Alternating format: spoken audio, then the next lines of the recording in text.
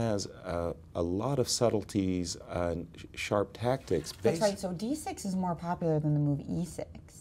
Yeah, well, the whole idea of the accelerated dragon, if you really want to try to take advantage of White's move order, is what you're trying to get in is this move d7, d5. Sure, that's a Sicilian dream, as we've mentioned many times in this broadcast. If you can get d5 in the Sicilian without e5 being really annoying. You know, suffering some consequences like e5, then it's great. Which we do see in the Fabiano game, of course, that Black did get d5 in, which helps him get a lot of space and center control, but after White plays e5, that's a ready-made attack. Right.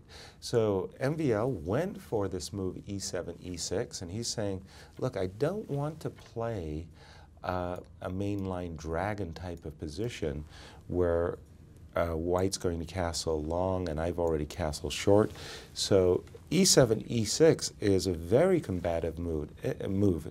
It basically says, hey, listen, I'm going to play for d7, d5, a great center break, and what is your setup looking like? After he saw the move e7, e6, finally Magnus declared his address for his king. He castled short, d5 takes, and queen d2, just kind of setting up there's for some little threats like knight here. takes e4. Knight, do you want to show something? Like knight, maybe show a little trick here for White? So I'll make a move, a poor move. Hard to make a bad move. I'll make a poor move, a7, a6. And the idea is that thanks to this, well, wait a minute, what am I saying? What's the trick that you'd like me to show? You'd like me to show knight takes this. e6 and knight d5. Thank you, this trick. And so the idea is after the queen trade, I can either throw in knight e7 check or knight f6. I think it would be knight e7 check. I think knight e7, because if knight f6, then the pawn on b2 seems takeable. And in this particular position, White emerges a pawn ahead, although you still have to make sure that your knight actually comes back. You don't want to stop analyzing positions in like this, because sometimes there are some little sneakies, like rook e8 and rook e2 is coming in, and Black can sometimes get sufficient compensation, but yeah, you got to watch out for this. That being said, castling short and having to move f3 in, usually not the dream Sicilian for White. Right. And although it's a little bit different here because Black has a weak pawn on d5, and that's not so typical in the Sicilian either this early. Usually Black is fighting a little bit harder to play d5, and the position doesn't quite clarify this quickly. Right. You've got an isolated queen pawn on d5. And for the moment, this bishop on b3 is hitting this pawn, and the pawn is either a weakness or a strength. If it remains on the board for a long time, the problem from White's point of view is his bishop on b3 could be passive and shut out of the game. And with a move like rook e8, I don't know if Max has played it yet, but I'm going to borrow a page from the Garry Kasparov Handbook of Tactics and point out that rook takes e3, queen takes e3, knight g4. Tactics of this nature start to loom in the air. Right, although for the moment we would have queen e8 jack, but always something to look forward to. My immediate first take, by the way, first glance, is Black has equalized.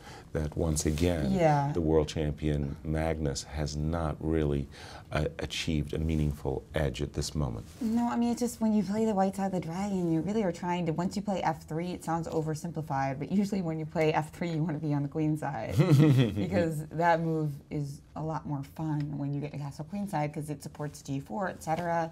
But castling king side with f3, not nearly as desirable because it opens up some of those tactics you just mentioned. Exactly. Magnus did actually play a move here. He played rook on a to d1. After rook e8, so rook e8 has been played? Some support to d4 and kind of continuing to pressure the d5 pawn. Protecting his queen as well, so for tactics like, again, keeping ideas of knight takes d5 alive and just putting pressure and developing a piece. Very good move, I would say. Usually when you're Black too, in such positions, you start to think about ideas like knight e5, trying to slot into the c4 square, or unless the tactics work in White's favor, bishop d7, just developing with the intention of further development with the rook. Again, I think that Black is doing fine at the moment. Maybe a small edge for White, nothing special. Maurice, your thoughts?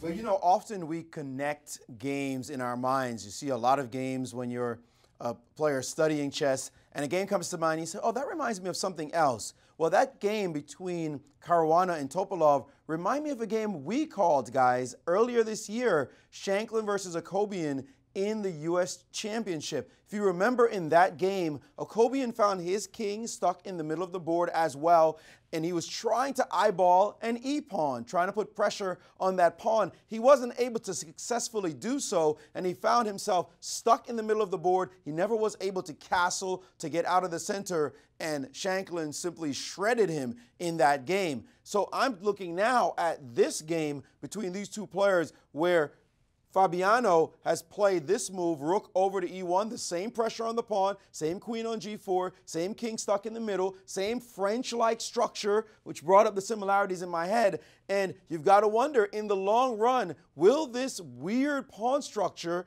affect black? Look at white's pawns. Perfection, picture of perfection, while black's coordination and pieces looks really strange. And f4 is a move that is being screamed out by the engines here, Yaz. As you suspected, someday this move is going to land on the board. White is going to find himself with some beautiful open lines and a king that has nowhere to go as a as haven for itself. It'll be a target for white's pieces. I've got to think that this position does not look great for black. The engines are already giving a significant advantage to white here. Will Fabiano prosecute the attack and go to 6-0? Guys? Well, speaking of... when you said 6-0, I was just like reeling backwards. I'm going to say yes. Well, I mean, this opening and the early lead on the clock, I think yes. Well, but obviously, Topalov playing well in the last few rounds, so not a definite yes. In anticipation of such an extraordinary event as a 6-6 start, thanks to our friend Aviv Friedman for preparing such a thing, we would have to go back to 1994 when Anatoly Karpov in Linares had an amazing 6-from-6 start.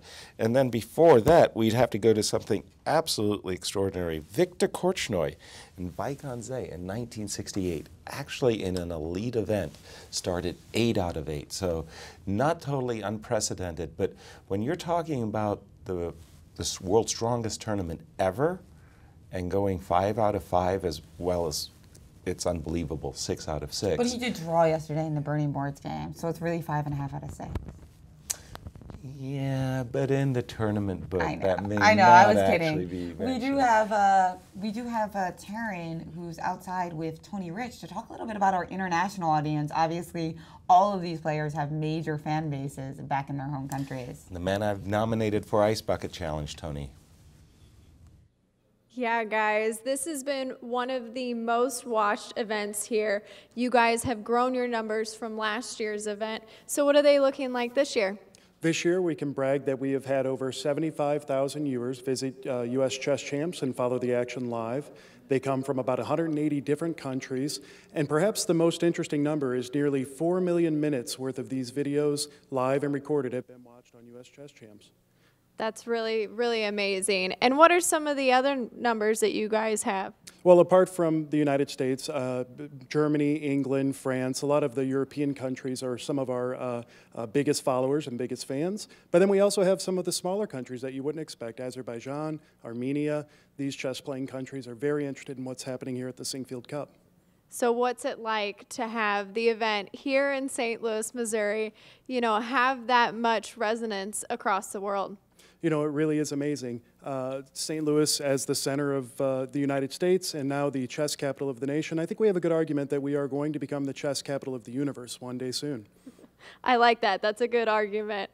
Well, we're going to continue the international live broadcast and go back down to Jen.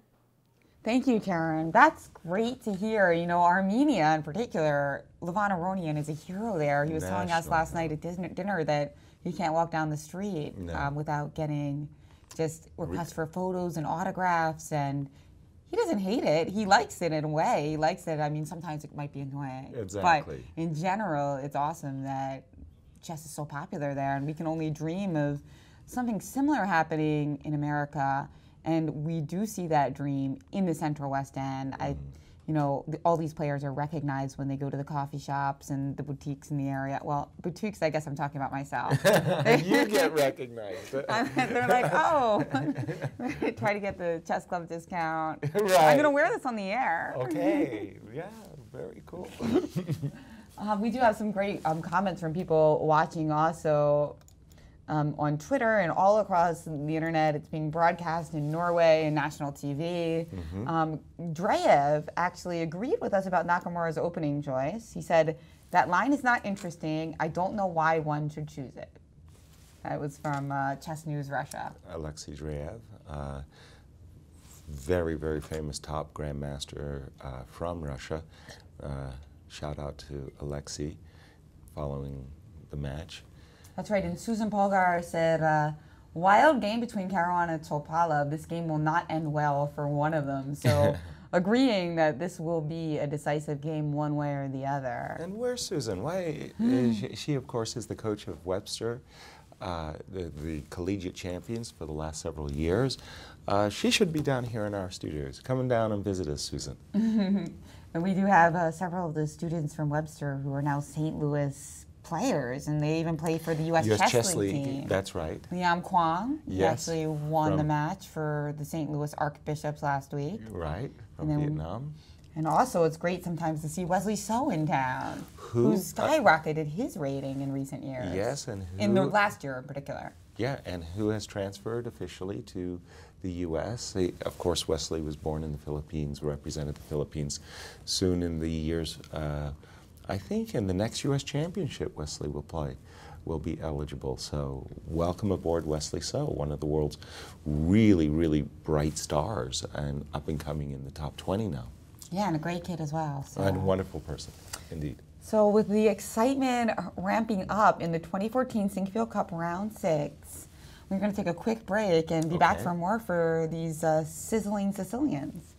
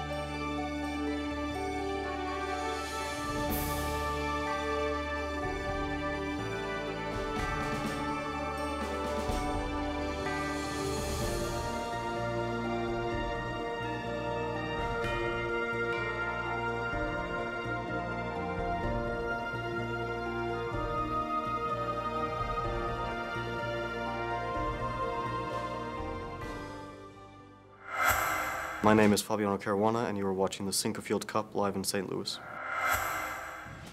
And welcome back to the 2014 Sinquefield Cup here in St. Louis.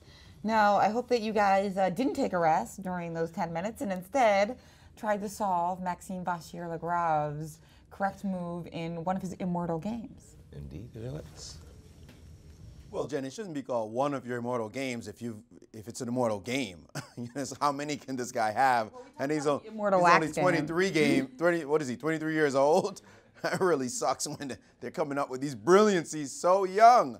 Well, he did come up with a great game here against Robert Fontaine.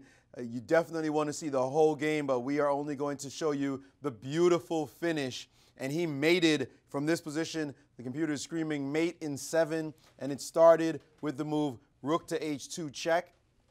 And after king to g3, now you have to avoid any kind of simple move by queening, because you will definitely not be happy when white is checking you all this time and getting perpetual. Instead, the under promotion. Not every day you get to play an under promotion with the knight, and now full coordination against the king. The king goes to f4 in this position, and now the move rook to h4 check, and the beautiful harmony of the black forces is shown in this line after king to e5, bishop to d4 is mate, complete control there. So instead of that line, white plays the king to g5, and haven't you sacrificed enough already? Well, no. Why don't I give you a rook too?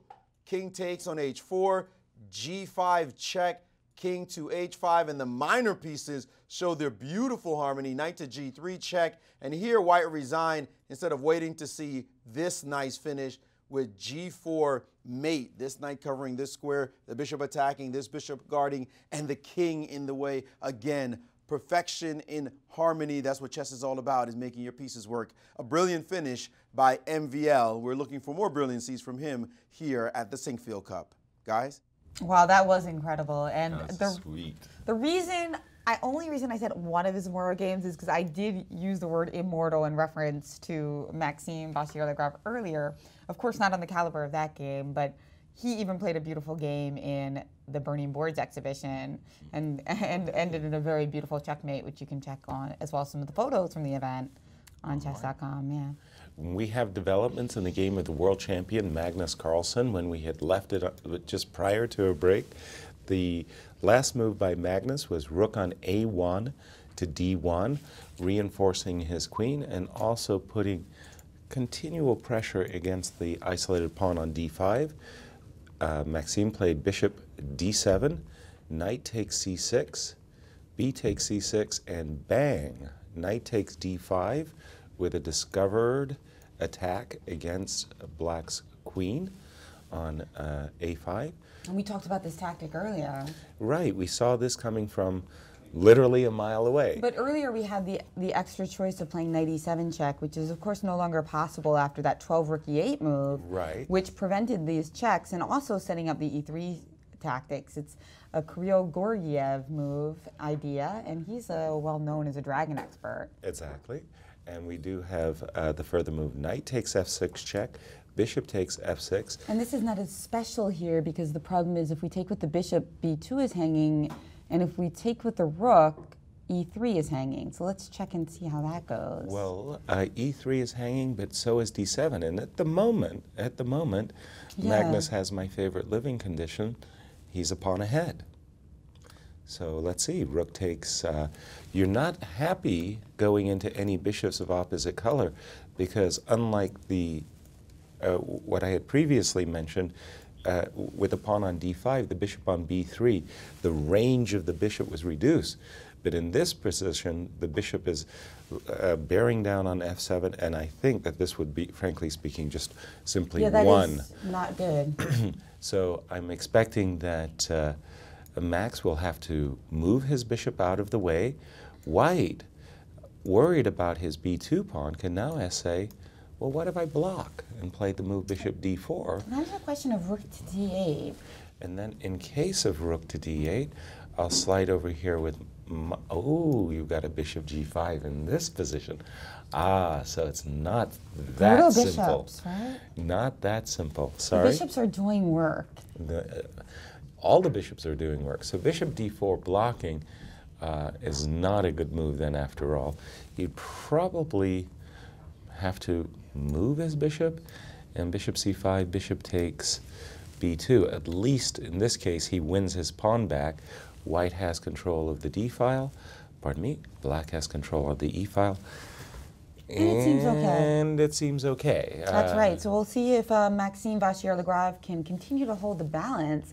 Meanwhile, we have another very special guest in the studio. Yes, indeed. The executive director of the U.S. Chess Federation, the first woman to hold that title. And we were speaking just the other day about how women in chess is booming in the USCF, so very appropriate. We have a FIDE president, Ruth Herring, and a FIDE executive director. And the largest number of females in the USCF, members that is, in history. Okay. Not just the highest percentage, the largest raw number as well. Don't steal Jean's thunder. Well, she's got a lot of good things to talk about. Okay. And she also participated in Burning Boards last night, and she is with Grandmaster Maurice Ashley.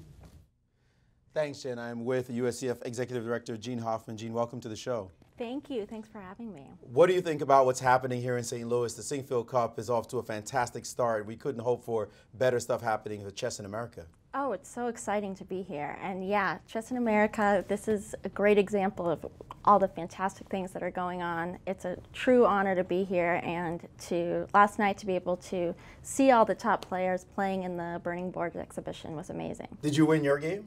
I did. This is actually the second Burning Boards exhibition that I played in, and I'm happy to say I won both my games, but I was a little nervous about the tongs. Oh, yeah. I didn't even use them. I just ignored them. And oh, really? Yeah, my fingers ended up with candle wax on it. I found out my pants last night had candle wax on it. It was a little messy for a chess game. Yeah, I might be sending my dry cleaning bill. Right. As far as other things going on for chess in the United States, Jen mentioned the highest number of female participants in chess.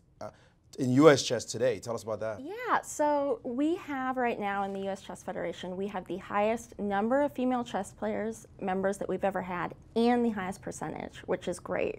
We still have a long way to go. There's no denying that we're nowhere near where we can be, but things have been growing, as well as membership in the USCF, particularly scholastic membership for kids. I think this is a huge opportunity right now in terms of growth for chess in the United States, and that's why events like this, like the Sinquefield Cup, with the coverage they get, the exposure, bringing some of the top players in the world to American soil, it's so important, it's so powerful for chess in the United States. I would be remiss if I didn't mention that Millionaire Chess has gotten some news as well, and the USCF has been a great promoter for us. What are your thoughts there? Absolutely. I was about to say, I mean, we're going to be busy these next couple months. We have this, and then in, a month and a half, we have Millionaire Chess Open coming up, and that's another huge opportunity, such an exciting thing that's taking place on American soil, bringing strong chess players from around the world and celebrating chess in a new way. These are new events, new things going on for chess that are going to help us grow the game.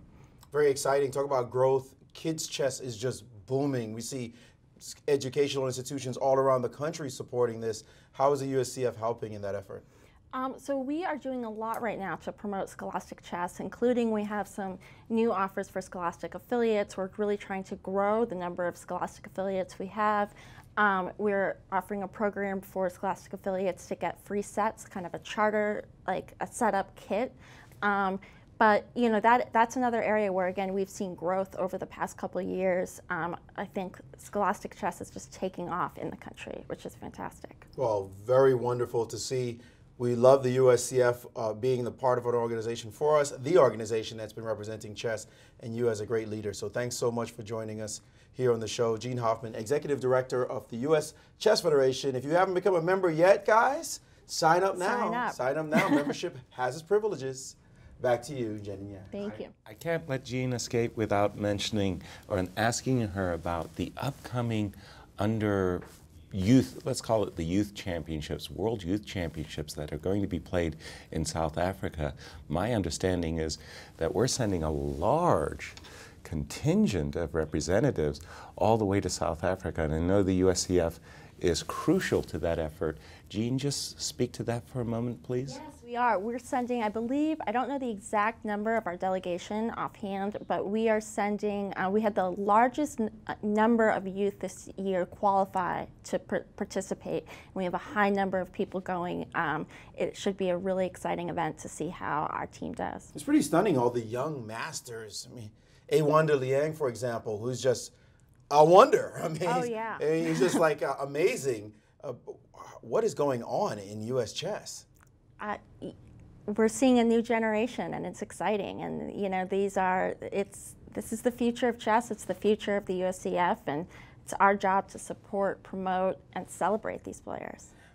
Let me ask you this question: we hear that Wesley So is now going to play for the United States. Is there a rumor that Fabiano Caruana might also come on back home? You know, I can't comment on any rumors, anything of the sort. It's exciting. You know, we welcome, the U.S. Chess Federation welcomes players.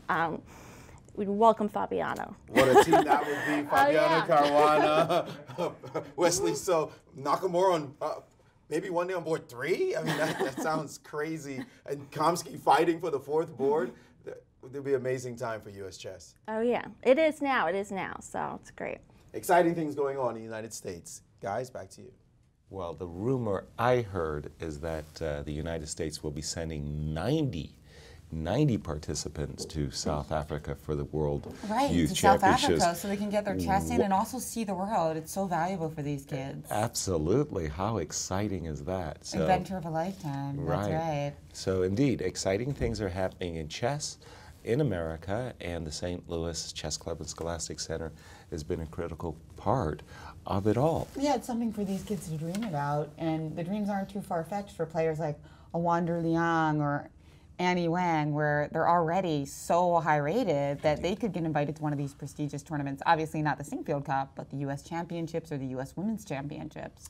And we have Sam Sevian and Caden Trough, and I understand Caden's maybe lingering around upstairs. Yeah, we're going to hope to get a little chat in with Caden at some point. Grandmaster from Utah, just an incredible kid and a great promoter of the game as well. Agreed. And it is true that it's happening. It seems like an exponential rate. Actually, Dylan McLean wrote an article about Annie when she broke Irina's record for the youngest female master in history. And he said that the record was older than she was. The record that Irina held was older than Annie was when she made it at 12. And now Carissa Yip, just 10, beat a grandmaster. So it seems like that record is not long for life. Wow, just fantastic. And to see it all happening and to be a part of it, like this historic event as well, it's a real blessing. Yeah. That's right. Yeah. So let's get back to the games. Yeah, the games Some themselves. Excitement. During our break, Maurice and I were doing a blindfold with one another, and while we both shared the same opinion that Black's position is sketchy, may be on edge, neither of us were able to come up with a concrete way of just getting at Black's king. The problem is the highly desirable idea of playing f2, f4 actually has a fatal drawback.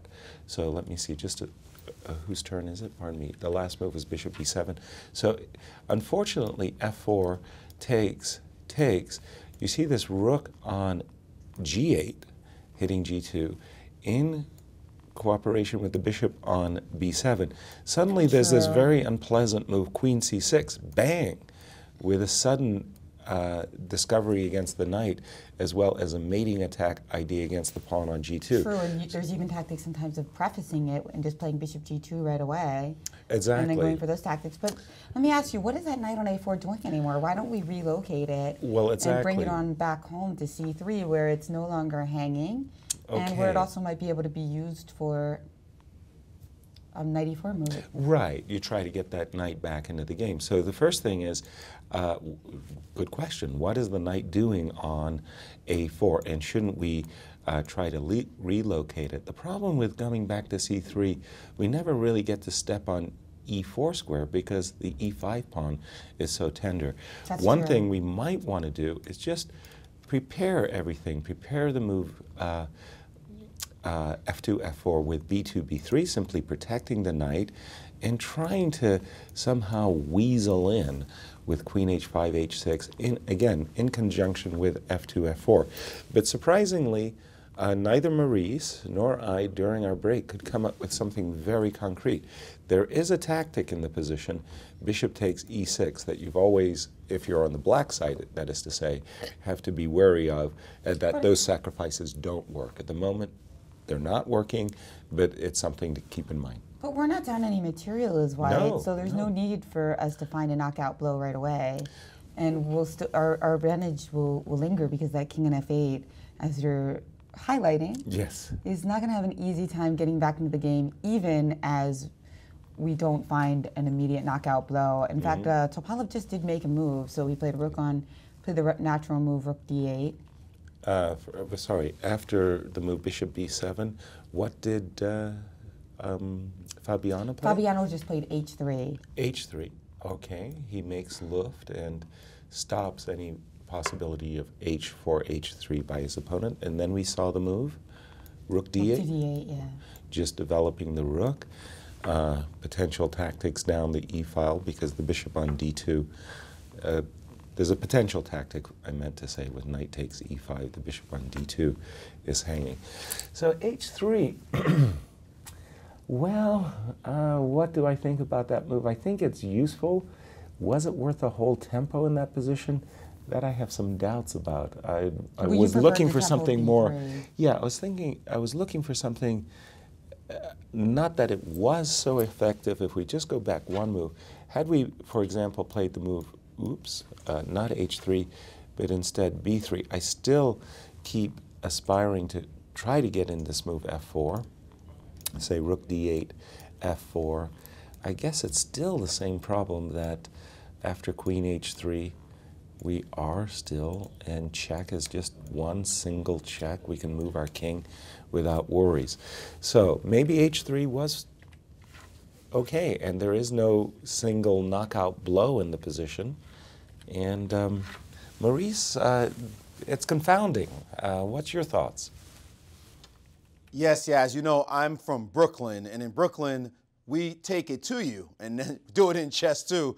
In this position, you have to be patient, you have to be slow, and you have to assume from the position right now that it is black who is in trouble. Black does not seem to have a great position or a plethora of choices, so there's no reason for white to rush this position. The king is never leaving f8. It's not going anywhere. It's not going to make a trek to the queen side. It's not going to have any safety on the king side, so it's stuck there. Black's rook, therefore, on g8 is going to be a problem for a long time, so white can actually afford a few moves to stabilize the position, maybe even bring this knight on a4 back into the game. I was looking at some lines along what you talked about, Yas, this sacrifice on e6. There's some lines where this does blow up if you're not careful. Rook to d8 indeed was played, and here white can play a bunch of choices. One of them is the move bishop to c3. Looks like it keeps this knight out the game, but it reinforces this pawn, over protection of that e5 pawn, if you will. And now you're asking black, what is your next move? Like, what do you plan to do?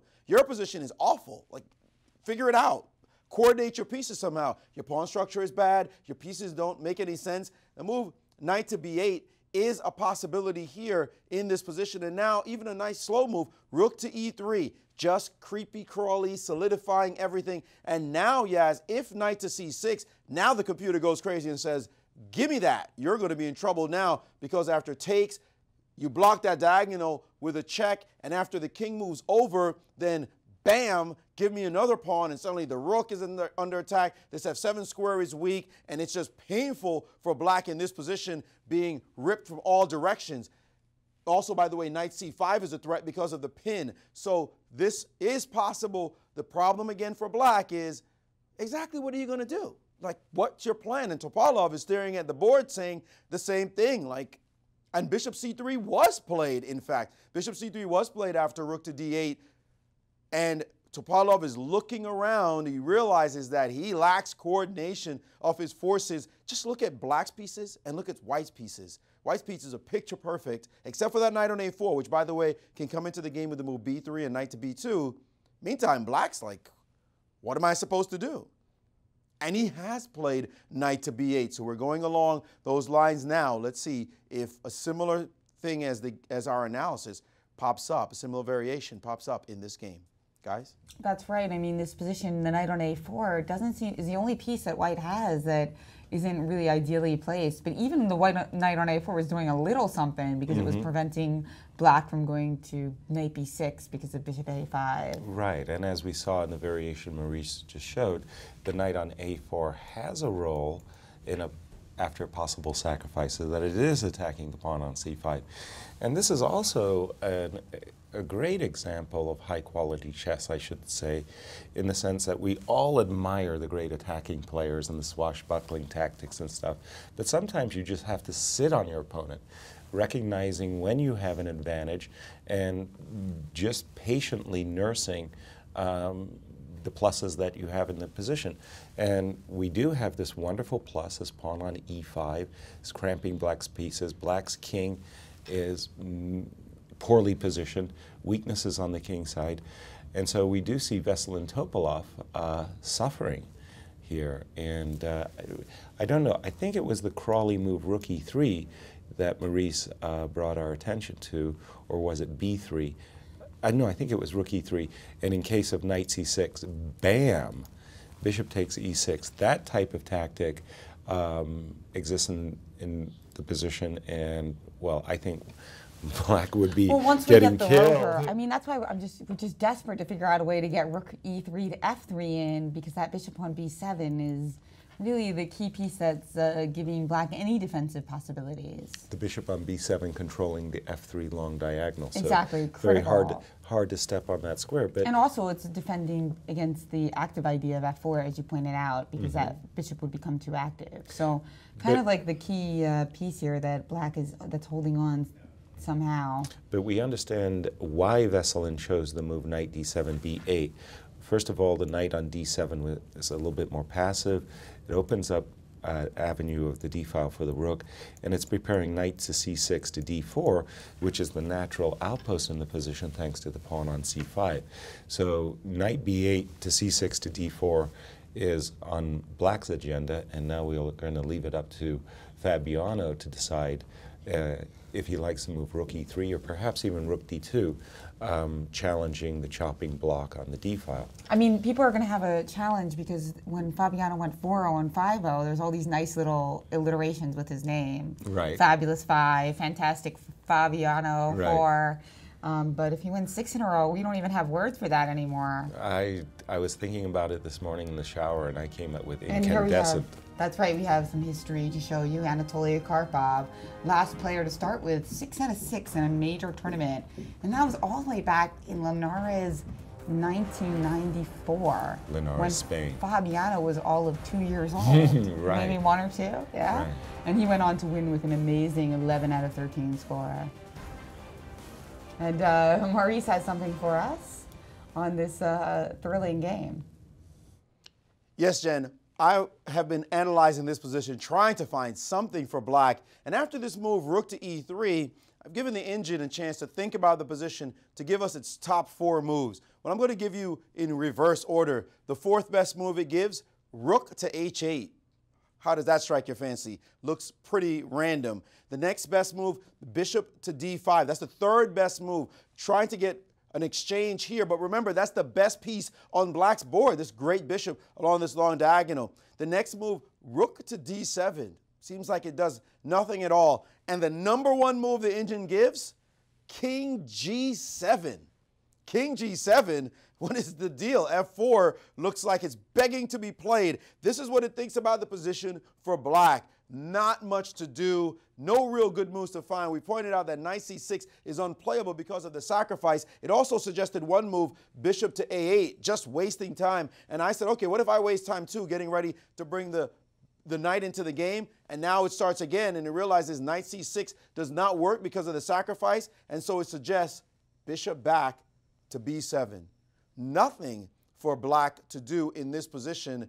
just very difficult. And all Fabiano has to do is be very patient right now, make a couple more moves that improve his position slightly, moves like B3, rook E3, and he'll realize as black pretty soon, black is just running out of things to do.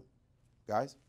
Wow, remarkable. And that feeling of helplessness when you realize you have no active play in the position, that's really the worst type of position you can get in chess, when you don't have a good, clear plan. Especially for somebody like Topalov, who loves that active play. And is such a direct player, in fact. Yes, and so he's suffering, shall we say. Now we have a couple of comments from both spectrums of the chess world. The absolute best, Garry Kasparov, he says that he's curious why Magnus Carlsen went for the endgame when he had such a strong position with his knight on d4. So to give us a look over that. Now on the complete other side, we have a player who can't play chess. That's Ebony Gent 79, but he loves watching the Sinquefield Cup live stream, and he wonders, how do we know what's coming? How do we know what moves they're going to play? We don't, but we're good guessers. That's right. But we love to have you both. I mean, we love to have the best players in the world. I mean, none other than Garry Kasparov watching, but it's also nice to have complete newcomers. Welcome aboard. Yes, exactly, absolutely. welcome, and there's no dumb questions. Right. Good question by Garry. Garry likes this knight on d4, but I suspect that the reason Magnus went for this whole endgame, which we're about to see, is that he saw something in the position that would give him a rook on the 7th, and he was probably playing for 2 results. Without playing knight takes c6. Remember, he did win a game playing for 2 results just yesterday. I mean, 2 days ago. Precisely. I mean, I think that Garry was probably even considering a move like knight b5, which also looks pretty juicy from White's point of view. Just opening the attack against the pawn on d5, playing for ideas of knight d6, bishop g5. Quite tempting and promising, and maybe even, well, just a lot of tempting moves. Let's see what happened and why Garry may feel that this was not enough of an advantage for White compared to what he had. Magnus recaptured with the bishop, which is a crafty little move, because after the pawn on b2 was captured, he had this move, bishop c3, anticipating that he would get a bishops of opposite color endgame position with an active rook. And with a lot of pressure on f7. Which indeed just did happen, and so we do have this position at the board. So this is a tough judgment call. Garry thinks that he had more of an advantage a few moves ago, but this ending looks very promising for White as well. I mean, if White could just get in this move rook c7 and rook d7, well, it's going to be curtains in a very short while. What has happened? King f8 has happened, and now it's Magnus to play. And Magnus could probably play the move rook c7 and try to pick up one of these pawns while threatening rook d7. So you're not sure you agree with Garry Kasparov, although the problem is, no matter what, you're going to be disagreeing with a world champion, right? You got to either disagree with Carlsen or with Kasparov. So. Right, I'm going to have to take my pick. I don't know, Garry. I'm with you. I'll go with Garry. I like Garry, but Magnus' choice is not bad. It's not a bad choice. Well, especially since he's known for squeezing whatever he can. It is his style to gain an edge, as we saw against Aronian, and then slowly start squeezing it. It has made him the world's #1 player, the world champion, and it's worked for him very well. Garry, what worked for Garry was lightning and thunder and tactics, and he liked the position, the earlier middle game position. This is probably a little bit more Karpovian in nature, where Anatoly Karpov loved playing for small advantages as well. And this looks like a nice advantage for White. Now, Fabiano Caro is still thinking about how to squeeze, and meanwhile another position that another luminary gave comment on, Nakamura versus Aronian, not thinking that Nakamura got enough in this line. What do you think now? Well, let's take a look. So when we had left it, we had more or less left it at a position where Hikaru had indeed won the 2 bishops, but wasn't enjoying a very free game. And what I anticipated was that Levon was going to challenge the open e-file, trade as much wood, and neutralize the position completely. Queen a5, okay, so the queen coming off the back rank with a gain of tempo against the pawn on a7. Levon ignored the threat of queen takes to a7, which would probably have been a terrible move. In fact, queen a7 would allow this knight on c7, which is a bit passive, to jump into the game with knight to b5 to d4 with a fork against the rook on e2 as well as a pawn on c2. So I don't think Hikaru captured. He went back? What? Okay, that is profoundly shocking to me.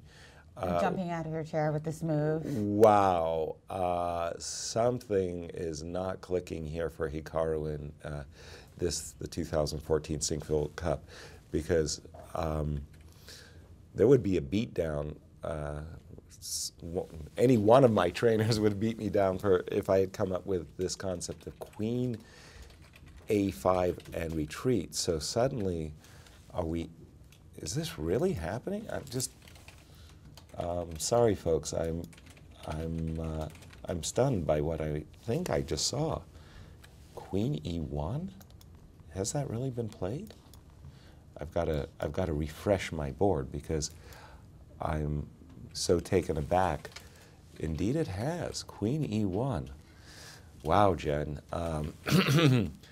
Okay, queen e1. I guess his intention is to recapture with his queen. And then after rook e8, Levon cannot be anything except elated by this very strange loss of 2 tempi. Some miscalculating error there by Hikaru, and I'm going to leave it to him to explain to us what on earth he had in mind or what he thinks he missed. And meanwhile, we have Taryn, who is with Leonard Oates. And Leonard is wearing many hats here. He's a DGT expert, multimedia producer, and he's also taking some amazing photos. Some of my favorite photos in the tournament are taken by Leonard. So let's head on over and see what Taryn and Leonard think of today's round. All righty. Yes, thanks, Jen. You're right. Leonard is taking some beautiful photographs, but in addition, he's here to talk to us now about the DGT boards that are used in the tournament. We have one in front of us right here. So Leonard, how did this technology come about? Well, like in the early 90s, they wanted to broadcast the games live on the internet because the internet was coming up. And just like on the normal wooden boards, it's not possible, you know, to broadcast the game. So what they did before was that there are special board boys who are at like boards behind the tournament hall, and they were moving the pieces themselves. So at some point the technology came up and the internet came, and there was a company called DGT who started making those chess boards with sensors inside who sends all the moves to the internet. So that's really exciting. So in those boards, there's like a lot of sensors inside, and in those pieces there are small coils, and every coil of every piece is different. So that's how the board recognizes every different piece, and I connect those boards to a computer, and the computer sends them to a big server, and the server sends it to everyone at home, so everyone can follow the games live on air. That's very cool. And as you can see, the board, you know, you can see all of the electronic attributes of it. These pieces were specially made for the tournament. They've got the logo on the bottom of them. And you're also plugged in with your iPad too. Yeah, exactly. Yeah, I have like a piece of software that there's like a computer upstairs where the playing hall is, and I'm just like. Yeah, looking at the boards, and if everything goes well with them on my iPad, so I can just monitor the games. And if something goes wrong, I have to go upstairs and check all the cables and stuff. But fortunately, everything goes well here at the moment. Very cool. And that's also how people are able to see the boards in real time on the app and online as well. Yeah, exactly, yeah. So we're sending all the moves to the Chess24 app, yeah. That's very cool. So yes, go on to the iTunes store and download the Chess24 app so you can see all of this taking place live, and it's very interactive as well. You can also make your own moves on that too. So thank you, Leonard. This was very informative. We'll send it back down to you, Jen. Thank you, guys. Yeah, thanks to Leonard and Taryn for that segment. Technology is such an important part of making this work. I don't like walking down the street, Leonard, though, because normally I get so many compliments on my hair. And he outstages yeah, you? he definitely outstages me, especially from kids. Kids are just like, "Oh my God, your hair is awesome." Oh my. Well, okay. Technology aside, I really don't know. I don't like what Hikaru has done. After the simple rook e8 by Levon Aronian, grabbing the open e file for his rook. This is too deep for you. Yeah, white is going to have to play some passive move, for example, like queen d1, just to prevent this rook from coming into the position, which would pin the bishop on the back rank. And although black may not necessarily be able to launch something immediate, white's position is pretty solid and safe after all. It really doesn't look like any chances whatsoever for white ever getting an advantage that he would like to enjoy with the two bishops. Now, meanwhile, Maurice has something on our most exciting game of the round. We're going to see when and if is Fabiano going to sacrifice on e6. Maurice, what are your thoughts? Well, very instructive positions and modes of play can happen during a chess game. And one of them is the art of doing nothing but preventing your opponent from doing what they want to do. And this was called prophylactic thinking. People hear the word, they go, what? Prophylaxis? Are you sure you're talking chess? Well, yes. Prophylactic thinking is a huge part of becoming better as a chess player. The point is that Veselin Topalov wants to play the move knight to c6. He really showed it to us because he played knight to b8. That's his main point. Now, there are a number of moves that Fabiano could be thinking about. He's thinking f4, do I get an attack? Queen h5, do I sneak in? But nothing quite works. And let's just look at one of those. We mentioned f4 before. We'll open up the file for this rook and this bishop to attack white. We also made this point. Queen h5 looks like it's starting to creep up, get a little bit closer. The problem is that queen c6 threatens mate on g2 and the knight on a4. White can defend against this, but we don't want this to happen. We don't want to talk about defense. We're talking about aggression here. So after the move knight to b8, the question is, all right, if he wants to play knight c6, what can I do to stop that? Because since that's black's main idea, if you stop it, black will be sitting there scratching his head thinking, wow, I thought I was going to make this move, but now I can't. And that's why the move rook to e3 is perfect. It does so many things. First of all, knight c6 will absolutely run into this vicious sacrifice. You're going to get creamed if you let this happen because you cannot allow the attack to just come against your king in this way. Queen takes, and there's threats on f7, there's knight c5, there's threats on the rook, too much stuff going on in that position. So if you don't do that, the other problem is now when white plays queen to h5, this queen move, so let's play a random move like a5, for example, queen h5 is now playable because this queen move is impossible. It doesn't do anything because rook f3 threatens mate on this square. And that's the key. You're able to deal with black's potential threats, soak them up, and then push your agenda forward. That's how the superstars play chess, prophylactic chess, high level of thinking. You read a lot of Mark Dvoretsky's books. This is all he talks about. He worships the idea of prophylaxis. It used to be done by guys like Petrosian and Karpov. This is the next level in chess for grandmaster play, and it looks like Fabiano's definitely got that level under his belt. Guys? Now, it looks like he might not need to do too much more prophylactics, Maurice, because Topalov has just played knight to c6, which we looked at earlier, and bishop takes e6 is now in the position yet again. Is the sacrifice that Maurice pointed out earlier without the inclusion of h3. Many moves ago. and straight down. Maurice, go ahead. And that is just, Take you want to take a look and yeah, the reminder is that bishop takes e6 is now in the position because the knight on c6 is blocking that bishop on b7 from the f3 square. So that's the critical difference in this variation, right? Right, and the idea of, when Fabiano played the move rook e3, he was definitely thinking, as Maurice was saying, I want to stop knight c6. Knight c6 can't be played because I'm going to sacrifice my bishop.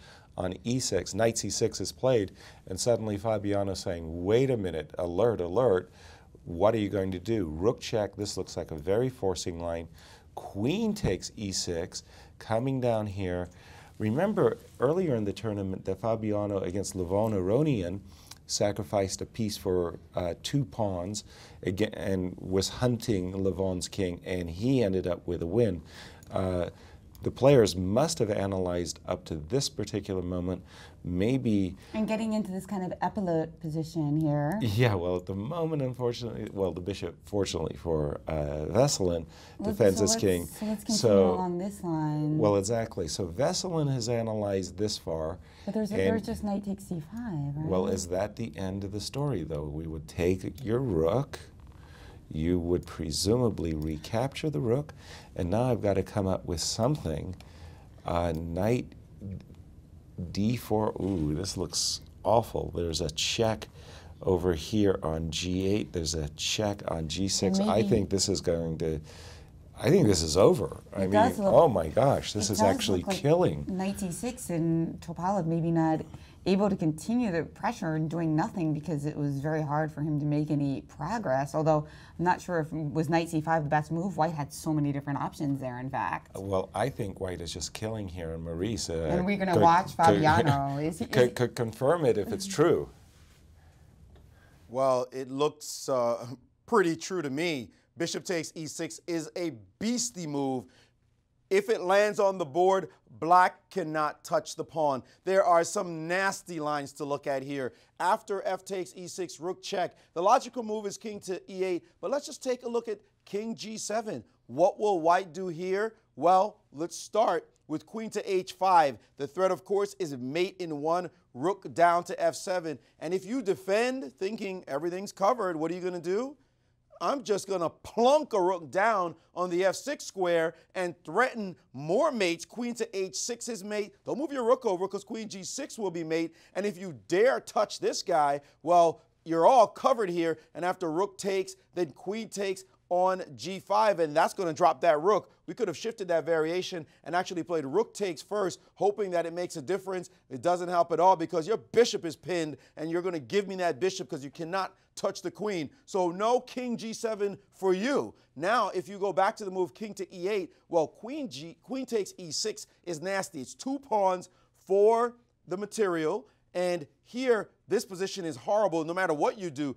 The move you mentioned, Yaz, rook over, knight c5, is that 3 pawns? 3 pawns for the piece. Rook f3 will be met not by taking, but the nastier queen to g6 check. And if you shift, well, I think you might rather, I had a student who says, no, I'll let you move your king. I just want your queen. I just want your queen. Go ahead. You can move it wherever you want. Well, that's horrible, a knight fork like that landing with mate.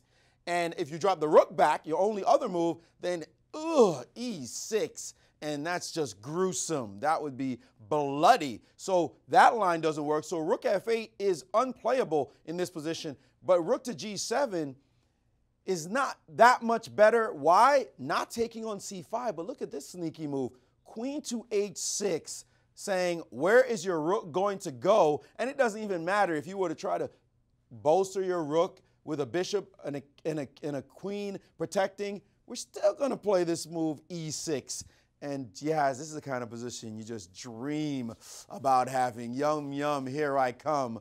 This position looks horrible. It looks as though bishop takes e6. Black will have to jettison material and instantly play something like rook to d4, sacrificing an exchange, trying to somehow save his position here. But it doesn't work after takes, rook to f3, and this is the sneaky move right here, getting the exchange back with knight to e8, but going down a full pawn after the bishop moves, and bishop takes on f3, and praying that somehow he'll survive this storm. but it looks ugly. Bishop e6 is screaming right now to be played, and Fabiano, still deep in thought, knows that move, and you know he sees it. You just know he does. He's going to play it. We're going to keep an eye on our camera here because Fabiano Caruana is going to enjoy playing bishop takes e6. Absolutely, absolutely. And again, and there it is. He's played it. Bishop takes e6 on the board.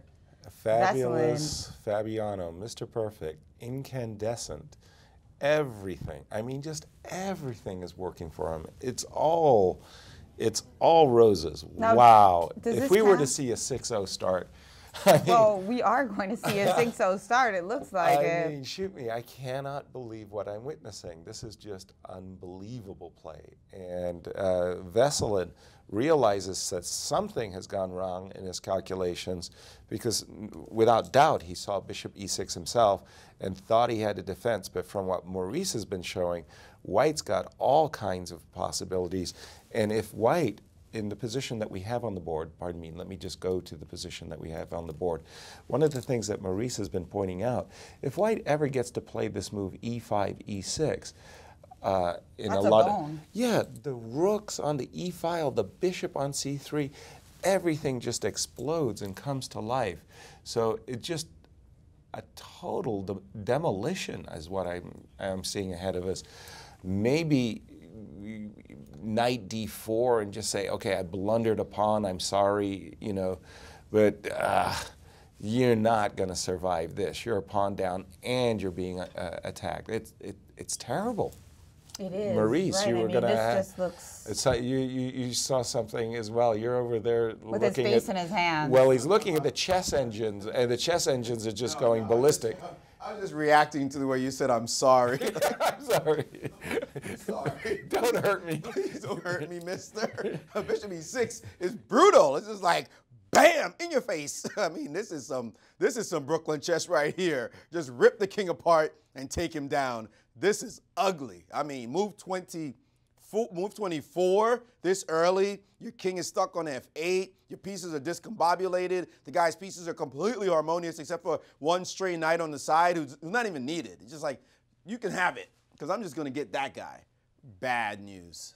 That's right. And I mean, if you don't take that bishop, we're just going to move the bishop away and play e6, and it's going to be a similar party. Exactly. So now we're also going to have the bishop, so it's going to hurt just as much. While lightning and thunder is going... Fabiano relaxed in the background. Doesn't seem like, I mean, he almost seems like, wow, I'm going to have 6-0. I think he's as disbelieving as we all are, and he's just like... Do you see that raise of the eyebrows? Wow, no.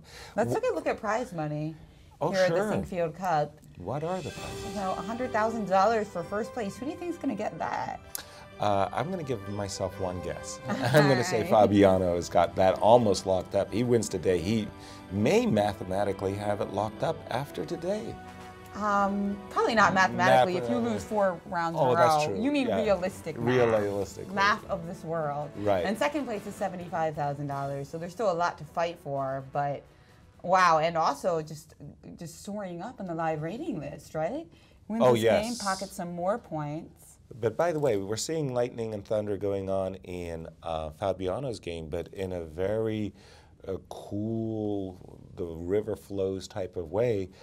Magnus Carlsen has grabbed that pawn on f7, and the world champion is showing his best side after a rocky first half as he's up a pawn in a bishops of opposite color ending.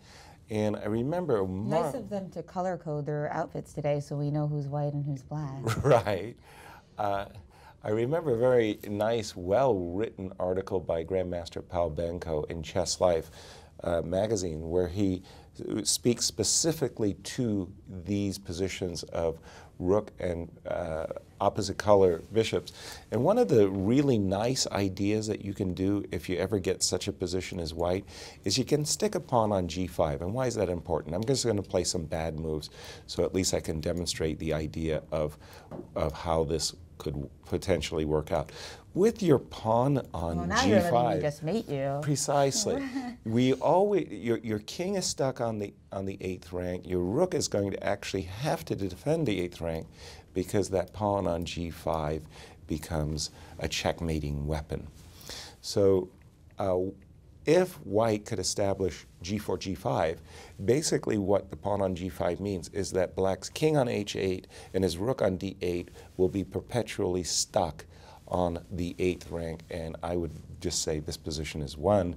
So Gary, well, black can play it looks like white had made a very good choice when he transited from the middle game to the end game.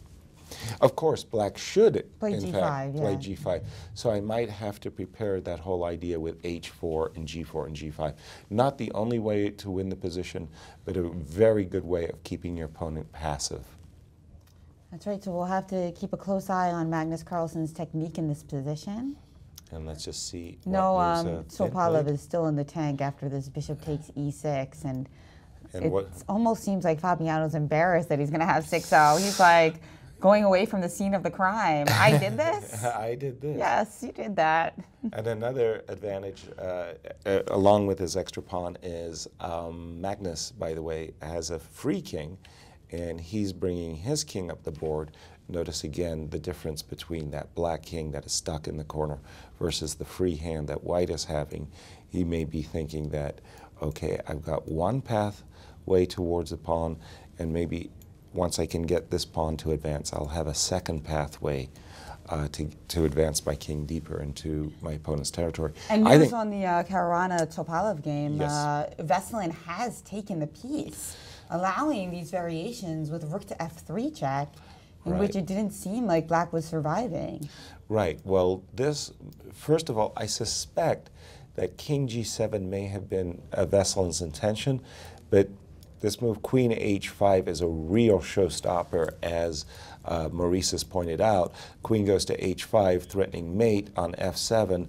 The f7 mate is defended, and bang, rook f6, and suddenly everything is working for white, thanks to the bishop on c3. So if you can't play king g7, you got to go king e8. Oops, I'm sorry. Got to go king e8, and then that variation once again that Maurice was showing. Queen takes e6, knight takes c5. Looks like mayhem. Yeah, it just looks crushing for white. Yes. And rook f3 check, has that been played yet? No. It actually looks like Fabiano hasn't yet returned to the board. Maurice, what do you think is going to happen here? How is this game going to close out? Well, we looked at the lines already, Jen. This is ugly for black. Black looks totally busted. After he plays rook f3 check, every move is bad, and black's just dead. However, I want to harken back to an interview we did with Caruana earlier after he had defeated Topalov, I believe it was, the first game, and he made this point about Veselin. He said that when he's attacking, he's fantastic, but when he's defending, not so much. He's a little bit shakier, and the rook f3 check was played. Veselin was a victim in one of the greatest games in chess history. To my eyes, I call it my favorite game by far. The game that Garry Kasparov defeated him in, was it the Pearl of Vaikanze? This game was so brilliant, but on move 1 after sacrifice, when Kasparov sacrificed his rook, Topalov didn't have to capture it. He could have played this move, king b6 after rook takes d4. He could have said, you know what, you got the pawn, I'm going to be solid and defend. But his defensive instincts weren't up to par, and he accepted the sacrifice, and Kasparov played just genius chess, showed his calculation that was otherworldly the way he played. In this situation, Veselin had to know, taking back on e6, you're going to just die. You're going to get shredded in this line. And after bishop takes e6, the computer is giving the variation knight to d4. You got the pawn. Go ahead. Make whatever you can with it. The strength of this move is it threatens to move knight to c2, and it threatens this bishop. And white's best move, up a pawn to be sure, but still bishop f5. And now the long variation runs knight takes on f5, queen takes on f5, queen c6, threatening mate, also threatening the knight, rook f3, and now queen g6, attacking this rook as well. And I'm going to follow the computer's #1 moves here. e6, yet another sacrifice, but this one not as clear. Bishop takes on f3, winning an exchange, and now f6, and white is up a knight and a pawn for an exchange. Definitely a powerful position with the move knight to b6. This can be enhanced. Knight d7 is coming in now, but now g4 out of nowhere on the other side of the board and takes takes. Now, I admit this is a long variation, but suddenly we're entering endgame territory. White can win back his exchange like this, and then queen takes queen, rook takes here, and then pawn takes, and white is up a pawn, clearly a nice pawn at that, but after king to f7, there's still work. This pawn's not going to queen anytime soon. Clearly, white is much better here. There's some limited chances for black. But this line that he played instead, after playing bishop takes e6, playing f takes e6, there's not limited chances. There are no chances. You're going to die. And that's all that's going to happen. You're just going to die. So Topalov has walked into a variation that is just miserable for him. And remember, against Aronian guys, Fabiano sacrificed a piece for 2 pawns for a withering attack and won in gorgeous style. And Topalov himself, when he was interviewed, said, man, the guy played incredibly in that game. Well, now he's a victim of a piece sack for 2 pawns. Fabiano Caruana playing world beater chess at the moment. Nothing seems to be able to go wrong coming from his fingertips. Guys? That's right. Fabiano Caruana absolutely on fire. Let's take a look. Rook f3 check was played, so let's look again at that king g7 line. Well, the king g7... Just because that must have been what Veselin missed. Yeah, well, the king g7 line is the line that really is the most beautiful demonstration for... allows white to demonstrate a beautiful knockout blow. Because perhaps he was analyzing, you know, it's easier to analyze first the forcing moves, the captures and the checks, although queen h5 also being forcing because it's a checkmate threat, but... Right. Perhaps Veselin getting caught up in this variation and not giving attention to queen h5, that beautiful finesse. Fair enough, and he may have thought that, well, he could weather the storm after rook f8, rook f6. I'm not exactly sure how he thought he would be able to weather the storm, whether his king would find sanctuary somehow on the h-file. I don't quite see that. Well, there was he could toss in a knight d4, but it's this queen h5 move that's the really knockout move. It's somewhat easy to miss, but on the other hand, it's so forcing. You're threatening mate and one. Mate and one threats are very forcing. We saw this move, rook f8, to defend the f7 square, but it's this move, rook f6, that's so powerful, setting up a checkmate on h6, provoking a capture, and as Maurice was pointing out, whether you capture it with your bishop or your rook, at the end of the line there's this move, queen takes g5 check, where thanks to this bishop, the queen's untouchable, you're picking off this bishop, and the floodgates are open, and it's game over on the spot. And there's just no other way to defend f7, is there? The other rook, and that's about it. Right. One rook, it doesn't matter which rook you slide over to f7, pardon me, which rook you slide over to f8 to defend f7, this move rook f6 is just a killer. It's still coming. It's also starting queen g5 and rook h6 mate, so multiple mate threats being introduced with this rook f6 gorgeous idea. Rook f6 idea. Yeah. What kind of tactic would you call that, the move rook f6? It's like is it a blocking move? Clearance. Is it clearance? Somehow your bishop on c3, the diagonal is being forced open. What type of a tactic move would you call it? Collinear. Thank you. There you it's go. a collinear move, right? I was mentioning earlier that the girls at the U.S. chess school we were showing them this position, and that we showed the move rook to f6, and not exactly like this, but it was a similar move where it was actually a positional move, but it was not capturing in the file, but rather sneaking the rook forward in the file to a square like d6 or d5. And one of the girls said that she learned that from Dr. John Nunn's books, where he called moves such like that to be collinear moves. Forefront on my mind. And what's forefront on your mind, Maurice? You're just witnessing something historic as well. History. This 6-0, and you're in disbelief like everybody in our studio. In Brooklyn, we call that kind of tactic an ass whooping. That's what we call it. And that's what's about to happen to this man right now. He's going to get beat down. And it's ugly. I was looking for variations to save himself some kind of way. What can even make any sense here after the move? Well, even my board has even decided to crash on me. He's like, no, don't show anymore. No more. And Topalov is like, what is this for me to look at? This just looks like insanity on the chessboard. Nothing more, guys. This is one of those you say, let's all go home. Looks like he's very upset now. He missed something. He's shaking his head in the webcam. Clearly. He missed probably now he's seeing this idea Queen H5. Perhaps for the first time at the board, but I would be shocked if Queen takes E6 didn't also bring home the bacon. Queen H5 makes it absolute. I think Maurice was about to point out that in case of King E8, the move that would perhaps last longest, Queen takes E6.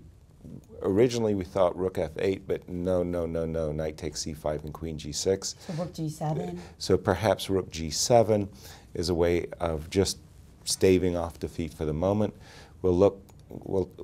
There's Knight C5, there's Queen H6. It's the Queen H6 move that's the killer move. We step away from the E6 square so that we could plunk our pawn down and play E5, E6.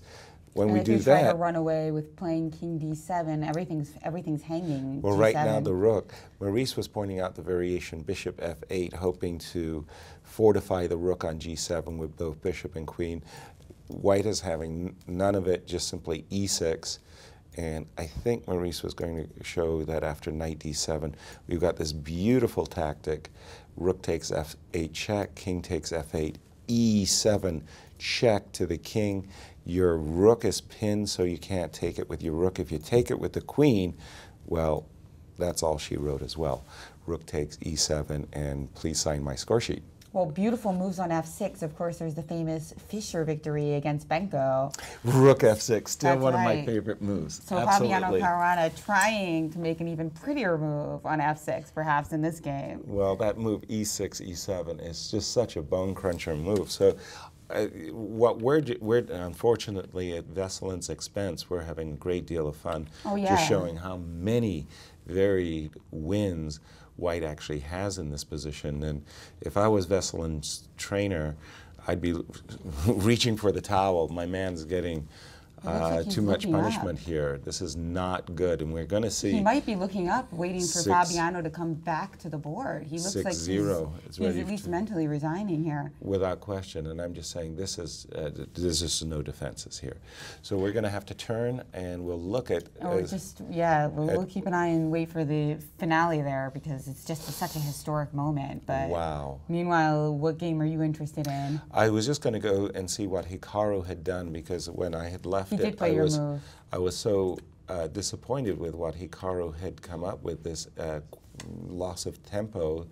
And here we have Levon seizing the initiative now, and maybe it's not enough for a victory, but you do get a pretty juicy pass pawn there after trading, and maybe something of the nature like Knight A6 to try to bring your knight to C5 to further support the advance of the pawn on D4. So no question about it that Levon Aronian better in this game. In the other game, and with meanwhile, Magnus, I would like to point out that Gary Kasparov echoed your thoughts and said that so he seems like he's really watching the games today. We love that. He picked a good day to watch. Yeah. Although any day would have been a good day to watch. He said, did Nakamura really play his queen from E1 to A5 and back to E1? That's too subtle for this old retiree. Yeah. But Magnus is looking good now. Right, you are, Gary. I mean, when I had to refresh my board because I was so disbelieving in that Hikaru had really done that. I needed confirmation. I still am stunned. Something went wrong there. That was a terrible idea by Hikaru.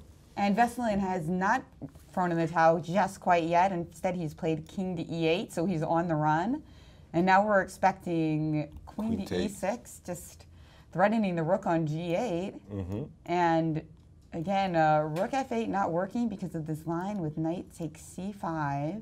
Well, this rook takes F3, and now this was queen the pretty, G6. That's the pretty point right there. Not to take the rook, but to make the check. Yeah, right. So always looking at all of the forcing moves, not just the captures first. That's the lesson there. And a pretty little checkmate occurs after king F8, knight E6 checkmate. So we would have to drop back with the rook, blocking the threat to the king. But then comes E6, and this rook on E1 powers its way into the game. And we do have queen takes E6 on the board. We do. And now Veselin on move. And it looks like, oh, he hasn't responded yet. So queen takes e6, Fabiano barely even staying at the board. He's getting up. He looks like... Well, he's extremely confident because he knows that he's got this position, this game in hand. Rook g7 was played. Rook g7 was played, the only move that, yeah, we showed how Rook g7, f7. And then we're expecting the queen h6. Looks and good. This is the nasty one. I think queen h6 is the best move. I wouldn't doubt for a second that there were other winning continuations, but it's this move queen h6, just stepping out of the way for this huge pawn to advance, e5, e6, snares black's king once more in the middle of the board, and it just opens up the bishop, it opens up the rook, it makes everything possible. This is dream. Yeah, it's threatening mating threats. I think Fabiano will play this move. Yeah, because... And sure, something like knight takes c5 is probably winning as well, but... Again, because this finishing position is such a visual one. I mean, it's just almost a problem, like, in its beauty. e7 and all of black's pieces are suddenly hanging, and it's just a nice finish.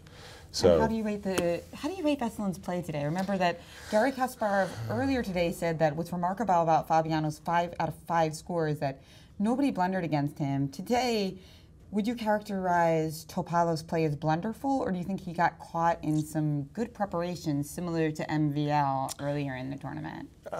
Blunderful's too strong. I think what he did is after the move queen a5, if we could go back to that position, and excuse me, as Fabiano applies the finishing touches at this moment, I think that that when we got to this position, this was actually very, very crucial right here.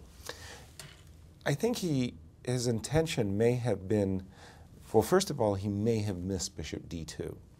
But then, that's first. Like me, by the way, let me be bold and say that it hadn't occurred to me right away to this move, bishop d2. But he was the one who played queen to a5, the new move. Well, exactly. So he should have expected something like this, and maybe this position isn't as bad. And then when he did make this very risky, enterprising move, queen e7, what was really shocking to me is this move, rook g8. That move, rook g8. That move I might describe as blunderful. And queen h6 was played, by the way. So Fabiano accurate here to the end. Beautiful. And if there's any moment that Veselin had a chance to get out of the opening and get a reasonable middle game, it was here when he had this opportunity to play knight e5. He should have played it. He didn't. And then beautiful play thereafter by Fabiano. In particular, high praise for h3, a move I questioned, and high praise for move bishop c3, just saying, now I think there's a sudden eureka realization, oh my gosh, what is black doing? What does black have in mind? And when we saw the sacrifice, it was already too late. So, but, I mean, kudos to Fabiano for putting the pressure also on Veselin from a preparation standpoint. Topalov having much less time to think because Fabiano was just playing so quickly. So if his play seems like maybe not as sharp as usual, I think that we can't discount that factor. Fabiano being prepared for a novelty, that can't be fun. Yeah, the way he answered queen a5, that was very impressive. Yeah, that was right very away. impressive. No thought at all. What impressed you most about this game, Maurice? It's Fabiano's cool. When he realized that he didn't have to do anything at all, he just needed to relax and build his position slowly, coordinate his pieces just a little bit more. That move, bishop to c3, was a first-class move. h3, a definite first-class move, but rook e3, majestic move. Small, creepy moves that solidify our position and make it so much better. And his move then to explode. It goes from creeping to the explosion, just jumping all over his opponent, pouncing, and then just ripping him apart. And this move, queen takes e6, rook g7, queen h6, I wanted to point out just one move earlier that the move was accurate to a fault. Rook g7, the only, not the many, the only move to maintain a real advantage was queen h6 because black has a threat. Knight d4 disrupts everything in white's position, gets this bishop alive, and you're stuck trying to figure out how to break through because you're a tempo down in the attack. So what I mean is that knight takes c5, that was playable here, let me get my mouse to do this, would be answered by the move knight d4. And this is a powerhouse move, an attack on the knight, an attack on the queen with this knight, and also this bishop on the long diagonal hitting that rook. And this knight is hitting the rook as well. So many tactics here just suddenly exploding, and this bishop is putting pressure, this rook, everything is harmonized suddenly for black. He doesn't deserve this position. But without knight c, and there's no other move, by the way, that the computer finds for white. The move to find, the key move, is this one, queen to h6. That's the boss move. Now, black is still stewing with all these pieces discoordinated, and he has chosen at this moment to play knight to d4, but this is a very different proposition because his position is just awful. The right move now, the great move, now there are choices, but the really great move, check that out if he finds it. e6, telling the king, you ain't going nowhere, son. You're stuck in the middle. Don't think you're getting to d7. I'm going to have all kind of mating ideas that are going to brew in this position, and you could take my rook with check. It won't matter. This game is over. e6 would really put a sweet bit of chocolate on this game. We hope he plays it because it's just a gorgeous, gorgeous finish to a beautiful power game by Caruana. And he's deep in thought, and I'm sure he's checking out his options. Let's see if he finds this fantastic move. Guys? So look at that, Maurice. So why is e6 so strong here, allowing the knight to take on f3 with check? So suppose we recapture. Now we're just threatening here. We're just threatening queen h. We're just threatening queen takes g7 and queen h8. And if the rook moves, we've got so this. So suppose the rook moves, indeed. Now We've got queen h5, and we, thanks to the, and thank you to the pawn on e6, we have a checkmate. All right, so instead, after queen h6, I'm sorry, after knight takes f3, pawn f3, if bishop to f8 here. And again, I think we're running into those same kinds of checks. And, well, hold on. First of all, we got to check out e7. Does e7 win? Well, I think a lot of things probably win here, but e7 check. Looks good, but you're trying this one instead. And I'm going to go down over here and paying your king a visit with queen f7. That and just looks, rook d1 is just picking up the queen on c7. Exactly. The king has to move to d6. The queen is hanging. I actually like this move e7. Because I'm thinking about another kind of checkmate, a different kind of epaulette mate, so to speak, with queen f7 to e6. So many, many winning variations. And the pawn, the e-pawn is playing a key role in all of these winning lines. And Veselin knows all too well that he is going down in this position. I'm surprised that e5, e6 is so strong. I was thinking you just take the rook, right? And if you take my rook and we get the same position, if you take my pawn on f3, you give me the chance to play e6. But I suspect e6 is the most precise move. It's very pretty, but this should be winning. Pretty. This should be winning as well. I mean, sure. how can black get out of this? Well, he's not even up material. Yeah, but it's also one of those things. When you play these guys are so strong. If you give them a chance, a smidgen of a chance to stay in the game or to find a resource, they will.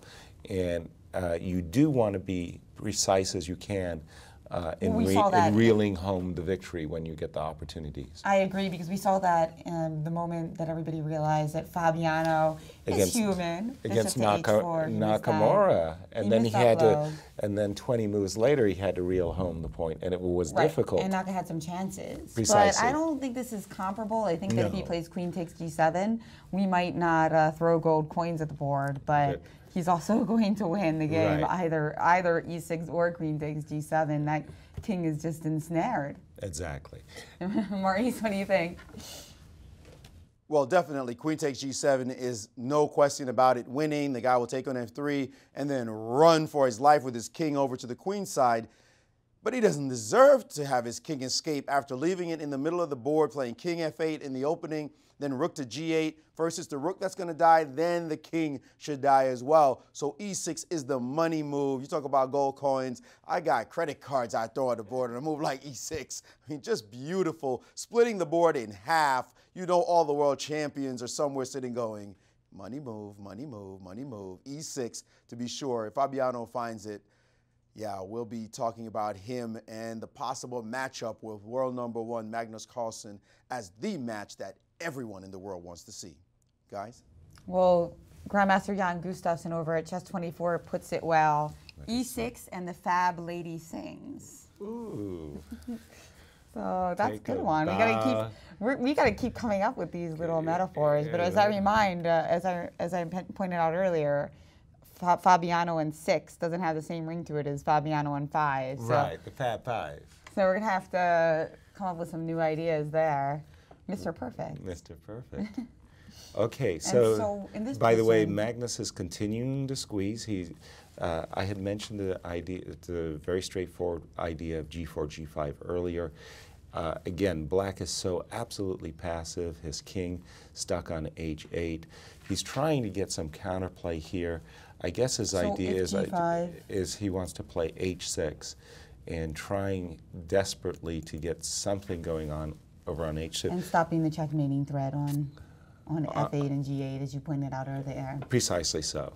So this is one of those positions, if your pawn was already on H4, you would play a sweet little move like H4, H5, so that you could get a checkmate the other way. So that was making me think that Magnus may just play a G4, an H4 move, preparing the move G5. And again, I think Magnus is well on his way to reeling in the victory here as well. So here we better play, I feel like I want to play H5 here so then I'm not totally trapped in. Well, exactly. I want to play a random move just to show that variation that I had in mind was something like this, where you have this nice little shot of H5. We call them pawn breaks. We could also call this checkmates ideas. So I agree with you that black not wanting to suffer the consequence of just being totally passive after, oops, I keep doing it wrong, I pray you more. If you do play H5, Jen, I think the problem is that I'm going to round up this guy as well. Yeah, and well, maybe we can at least try to put some pressure on F3 in that line. But the problem is you're taking me with check. Sure. But at least in this case, you are kicking, and that's very important. Your king is not under threat of checkmate anymore. But at the moment, well, guess what? Unfortunately, you're just 2 pawns down. Bishops of opposite color ending is probably not going to save Maxime here. And in case Magnus does win today, that would at least see the world champion up into clear second at 3.5 points, 2.5 points behind Fabiano. And at least keeping pace with his world ranking, right? Exactly. If he doesn't continue to win, Fabiano's getting closer and closer. Exactly. And that is extremely important to Magnus. You know, he's been world #1 for a few years, much longer than he's been world champion. And that was really when he became this mega star when he signed with G-Star Raw and all because of his #1 ranking. Exactly. And for much of Garry Kasparov's career as well, Garry oftentimes he didn't refer to himself as world champion so much as I've been #1 for the last 20 years type of comment. And the players take that ranking extremely seriously. Especially because, of course, the world champion is a little bit of a tax on the young, because when Magnus became #1 player in the world, he wasn't in the cycle yet, right? Exactly. So for the young player who wants to be the #1 in the world, like Fabiano Caruana, that's what's in reach, right? Exactly. Within his own destiny. Exactly, and sometimes the cycle, I remember in the old days of FIDE, the cycles would oftentimes be once every 3 years. And I think by the time he became challenger to Anatoly Karpov, Garry had already won the #1 ranking, but not the world title. I do think that Queen takes G7, by the way, was played by Fabiano. I'm absolutely sure he saw the move E6, E5, E6, but a bird in the hand and so forth. He saw the rook as well, and he just snapped that rook off the board. Queen takes G7, maybe not as a crispy finish as E5, E6 would have made it, but a finish nonetheless. I don't see Veselin as being able to defend this position for much longer. That's right, and it's not popping up on our boards yet. Did you I've see got him this- make a move in the webcam? No, I didn't see it on the webcam. I just saw it on my I think my maybe, monitor. I think maybe we were just looking at it because I was saying that it was crushing, but in fact he did play E6. Oh my goodness! Is that right? We're getting word that in fact he played E6. He did play So, E6. Okay. Beautiful. Wonderful. So, okay, somehow my board over there, I see this going on G7, but it didn't. Queen takes G7, correcting myself, was not played. E5, E6 was played, and that's the bone cruncher that the chess engines say is White's best move. And there you see it and clearly. Just see on that camera, we see that pawn on E6, and we know I talked about earlier about how in the Sicilian you love to get the move D5 in, but not if your opponent can play E5, and certainly not if they can end up with a pawn on E6 and move 28, which is going to what? Force resignation. What do you think, Maurice? How can Topalov keep kicking here?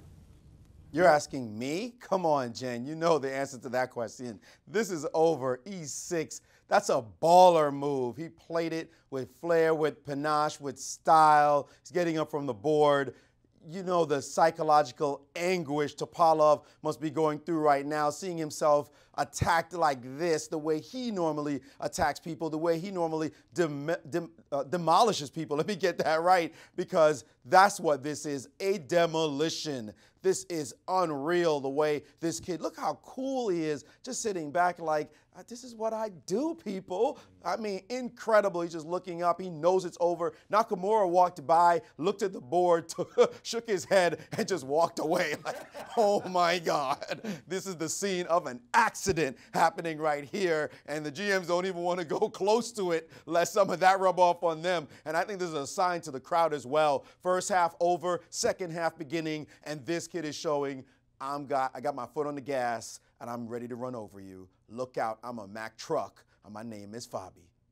Guys? That's right, and he's kind of looking diagonally at his board now. Right. Well, he's a really decent player. You got to give him credit. Fabulous, amazing moves on the board, but just so modest, right? Does this look like the guy you just miniature against former world champion here? Wow, it's just incredible.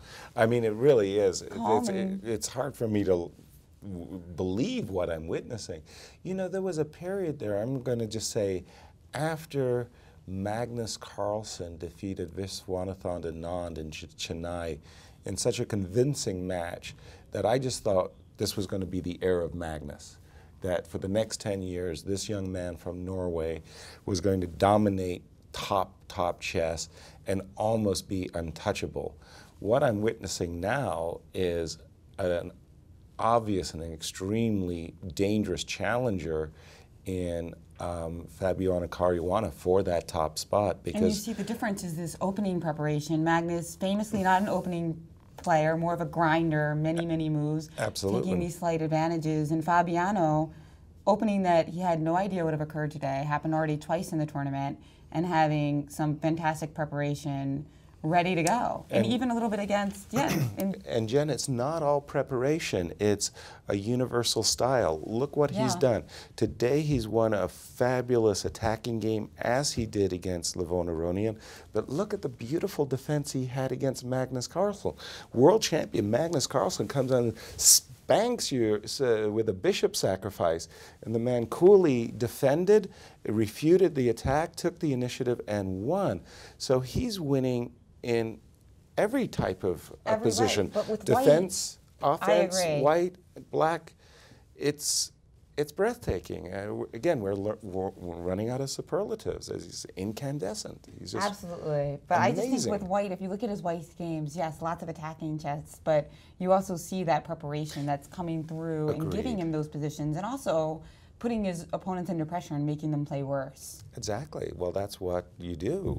That's how you win games, by making your opponent as uncomfortable as possible. And Veselin staring, trying his best to calculate a way out of his situation, but it's just not there. And so let's look at that again. So knight takes f3, pawn takes f3. So knight takes f3, at least he gets that spite check, as we call it, in. Right. And now rook d8 just gets mated. Right. So, Rook G8 falls for that Queen H5, Queen F7 checkmate.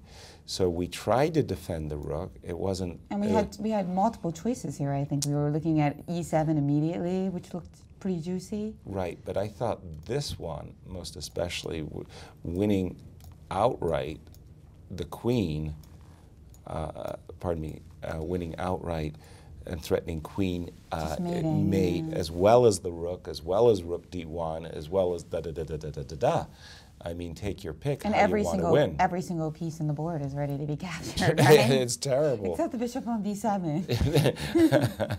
Yeah, so I'm afraid to say there is no escaping his predicament here, and Veselin can study the board as long as he wants. There's no way to avoid defeat. And yeah, we've got some great comments on Twitter. People are saying that if I was playing poker with chess pieces, it would be all in against Grandmaster Fabiano Caruana. Give him the $100,000 first place money already. Well, is he guaranteed first place? No. Mathematically, no. Mathematically, but because he could realistically, he could lose 4 games in a row, and then Magnus could win out, and they would switch places. So he doesn't have a mathematical lock, but the reality is, you go 6-0. You're going to win this tournament. It's unheard of in a tournament of this caliber. We have to go back to 94, and before that, go back to 68. So somebody compared him to poker, and now we also have a comparison with Jeopardy. It's approaching Ken Jennings' Jeopardy win streak. Oh, yeah. Well, I was about to say, how about Deep Blue in Jeopardy? Remember the IBM computer Watson? That was a fun Jeopardy.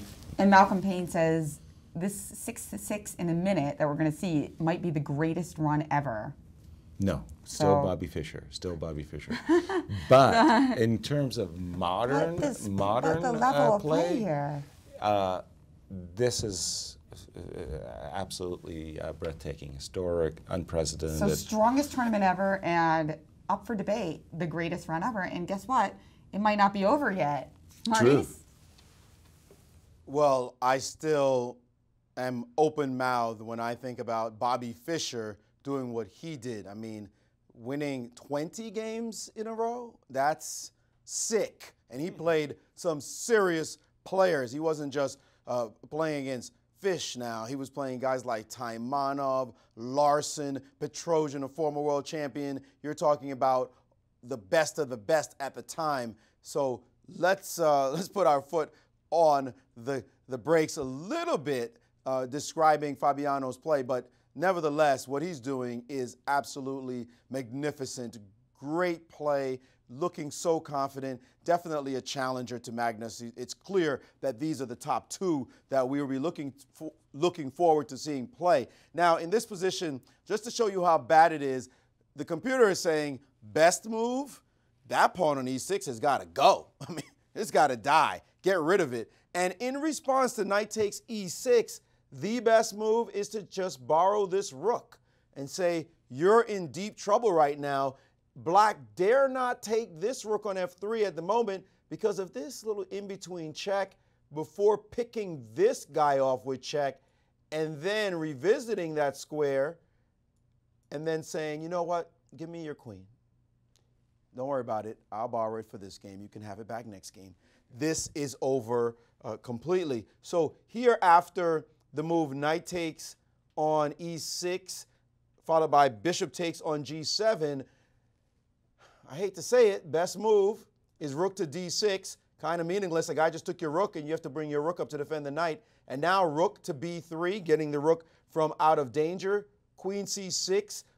Look, Ma, he might miss mate. Well, we don't think so. That one's got to go, and then that one's got to go, and everybody's going. You're down a piece. It's horrible. No doubt other variations as well, but this is just done. No reason to make any more moves on this board. This game is over. As Veselin looks at this, I would not be surprised at all that he doesn't shame himself and make another move. He just says, look, let's stop this. I don't want to see this position anymore. Just an incredible, incredible crush. Total wipeout. A pawn lands on e6 when you're black and your king is sitting on e8. That usually means it's time to resign. Guys? Well, I don't think he's going to resign. How do you resign when your opponent's not at the board? That's the problem. Fabiano getting up. Let's see if Magnus takes a look at the accident, the scene of the crime, or is he just going to ignore it?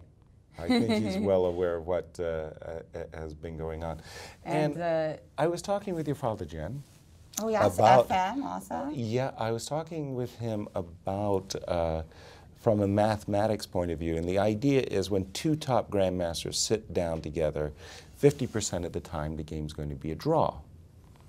And the idea of... Not in this tournament. Not in this tournament, yes, but just prior to this event, we're rewriting the laws of chess here. And Mike and I were talking about it, and we were calculating, well, in fact, Mike calculated that you would have had to have 512 parallel Sinquefield Cups to repeat 6-0. Wow. 512. And you guys were calculating that before you even saw We had gotten Fabiano's. to 4-0. We had gotten to 4-0, determined how remarkable that was, and then what it would be to get to 5-0. Yeah, so you just continue to multiply 25%. Yeah. Although it went 128, yeah. And you know, like you see it in computers. It should be a tiny bit more likely because once he's on that streak, it's a little bit more likely to continue. Like what So, you get the confidence and the yeah, momentum. It's like snowballing and avalanching and what have you. You might as well have some fun for that world #1 ranking because he's got the tournament in the bag as far as he's concerned. So. It makes sense to go ahead and have some fun. And Magnus did take a long look at that game. Mm-hmm. And Maurice, have you worked out the mathematics on what we're witnessing? Yeah, the math says he's dead. That's what the math said. Look, that one is over. Let's switch to another game where something important has occurred. Really dramatic turn. In this position, Aronian, who has not been playing well, I believe he's lost 3 games in a row in the basement, playing another basement dweller in Nakamura. And in this position right here, he was doing really well. We love that pawn on the d4 square, nice and fast. And he had to make a move with this knight. He had to decide where his knight was going to go. And he wanted to get it to the c5 square. So he chose a route, knight to e6. That was inaccurate. He should have played the more paradoxical, unusual knight to a6. The point being he would have controlled the b4 move, and then his knight gets to the square that he'd love to have it on. And if you ever chased it, then the knight could think about going into e4 and then to c3. So knight b4, knight here. If you ever push this pawn, then that knight becomes ensconced on the c3 square. However, he chose a different path. He chose knight to e6 instead, and Nakamura quickly played b4, and the engines say black is no longer better, no longer has any initiative, and white, if anyone's better, it's white in this position. Can you believe that? d3 looking optically like you're moving forward, you're attacking a rook, sidestep, rook to b1, and suddenly this pawn is coming under fire, rook to b3, everybody's going to gang up on it, and now rook to d8 was played, and the correct move now is to play bishop to e3, making sure d2 doesn't happen, but again, the rook b3 threat, and the point being something like d2, for example, let's just throw that in there, then you can play rook to b3, and your rook is going to go to d3 and round up this pawn. Now, there's still some interesting variations here involving a queen sacrifice, for example, after knight to g5, rook over to d3. It's necessary now, since you're about to lose the pawn, to take here, and after takes, rook takes, and play this position. The engines are saying that this is actually fine for white or better for white, but I'm thinking that this position is actually perfectly fine for black. It's hard to see how white maneuvers his way out of this one. So an unclear position has definitely erupted on the board. Let's see who judges this better and how the play goes for both sides. But definitely this game heating up from that kind of dullish start that we saw. Nakamura seemingly has brought himself back in the game. Let's see if he can keep the pressure up. I saw a shot of Aronian there, and he looked pretty content, like this kind of position would favor him. Guys? Thank you, Maurice. I mean, that's one of the things when you push these passed pawns against the two bishops, sometimes this pawn on d3, as Maurice indicated, potential liability. And it was just poor play by Levon to even give his opponent, Hikaru in this case, this opportunity of getting in b4 and this active bishop on e3, because he was cruising as black prior to that. And Hikaru should be very grateful that he wasn't just squashed badly. Here, very decent counter chances for white. And what had previously been a one-way affair has now become a two-way affair with all three results possible. So Hikaru climbing his way back in after unforced error by Levon, knight e6 versus knight a6. And we have a move in Caruana Topalov. So knight takes f3 check and quick g takes f3 by Fabiano. Right, as expected. And then again, we didn't see any possible way of solving the situation for Veselin. Turning our attention to our other game between world champion Magnus Carlsen and MVL. That's right. So can Magnus Carlsen win this game? MVL has just played that move, h5. So h4, rook h2, bishop c6, changing directions, looking down at this pawn. Right. Bishop a4, looking down at this pawn on c6, h5. At some point, Maxime has got to liberate his king, so this move h5, not unexpected, and Magnus to play. And now, how could he reel this point home? Has he made it awkward for himself? I'm not quite sure yet. First impression is I've got to redirect my attention towards this g6 pawn. I'm not very satisfied by this straight swap, because in this particular case, Black has given himself an opportunity with counterplay thanks to his h-pawn, and that's not a convincing position for White to play for a win from. So after g takes h5, you're looking at bishop takes c6. Well, I'm trying to follow Magnus's train of thought and take this pawn and reposition my bishop to e4. But what if we protect, so... Pardon me? Sorry? So let's hear, instead of bishop takes c6, do we have another move here after g takes h5? Let's see. Well, just thinking of protecting the pawn and then taking on c6, but I guess you can play c5 here. Rook, I'm thinking that maybe I'll change direction here with my bishop. Well, you can't do that, because I do Oh, check I got f8. checked. So I have to tickle you first? Oh, No. I thought you were going to go the other way to f2. Oh, I see. Well, thank you. Thank you so much. I will go the other way to f2. No, we're looking at rook f4, right? I did want to just trade this pawn over here. So you're thinking bishop takes c6 and what, maybe... Similar to what we just looked at, but maybe then... But did you want to put your rook on f4 No. after all? No. Not so really. g takes h5 has occurred in the game. Magnus did capture. Okay, we're expecting capture. And here we're having a little bit of a pause, a breather, if you will, what Magnus might have in mind.